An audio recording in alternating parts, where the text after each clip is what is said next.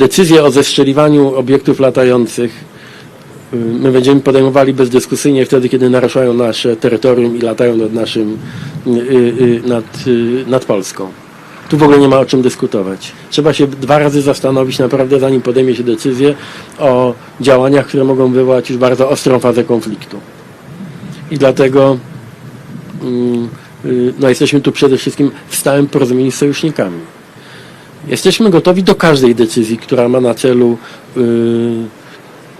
unicestwienie obiektów, które mogą zagrażać nam, na przykład rosyjskich myśliwców, jeśli będą naruszały nasze na przykład będą latały nad naszymi wodami terytorialnymi, ale ja muszę mieć też 100% pewność. I Państwo dobrze rozumiecie, nie będę rozwijał tego wątku, że wszyscy sojusznicy będą traktowali to dokładnie w taki sam sposób jak my. Ja muszę mieć 100% pewność, że w sytuacji, kiedy konflikt wejdzie w fazę taką bardzo ostrą, to nie będziemy sami w tym.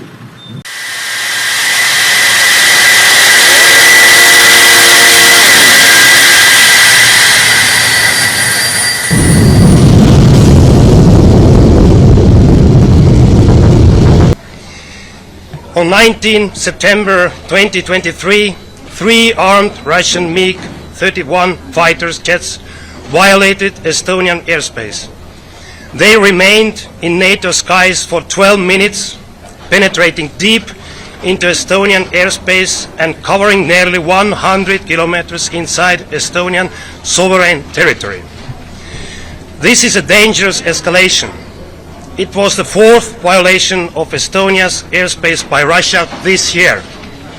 3 armed aircraft simultaneously entered Estonian airspace and were moments away from Tallinn, a NATO and European Union capital.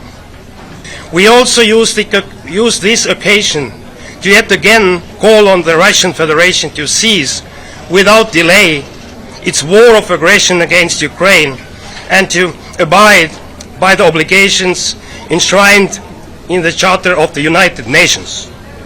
We call Russia to end all provocations and threats against its neighbors' sovereignty and territorial integrity. The international community must stand firm in demanding adherence to the principles of sovereignty, territorial integrity, and peaceful settlement of disputes.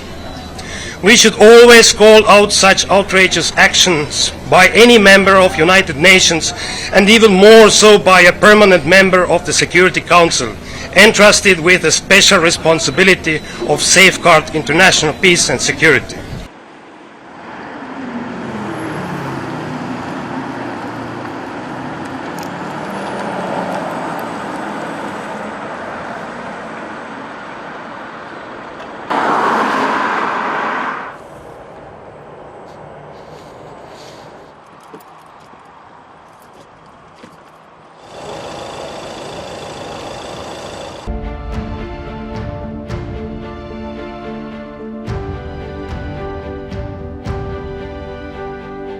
Russian drone incursion into Poland. Could have been a mistake.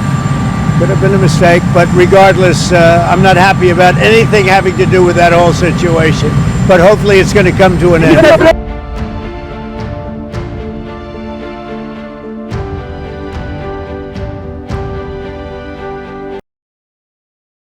А между тем факты свидетельствуют о том, что 19 сентября 3 российских истребителя МиГ-31 осуществили плановый перелет из Карелии на аэродром, расположенный в Калининградской области, который выполнялся строго в соответствии с международными правилами использования воздушного пространства.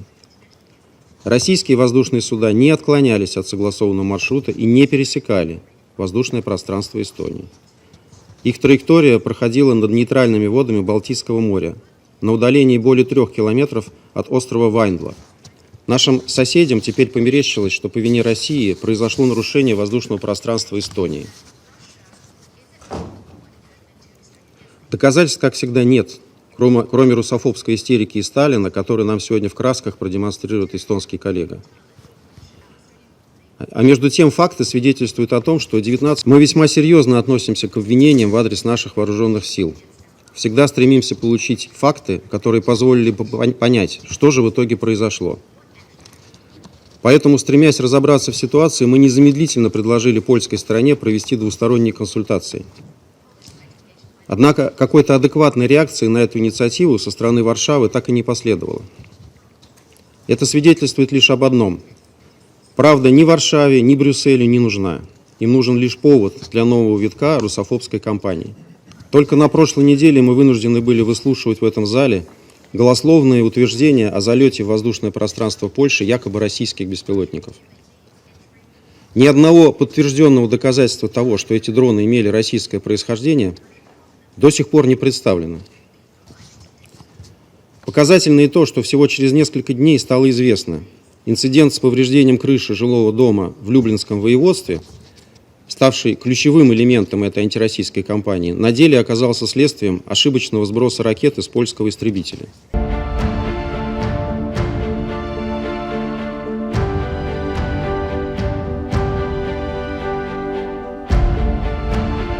And we meet today now at the request of Estonian allies because Russia's recklessness is escalating.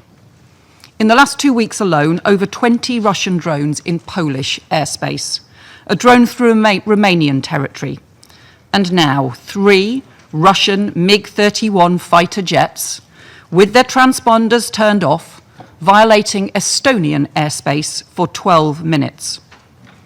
At best, these latest acts are dangerous and reckless. At worst, they are a deliberate attempt to undermine the territorial integrity of sovereign nations and European security.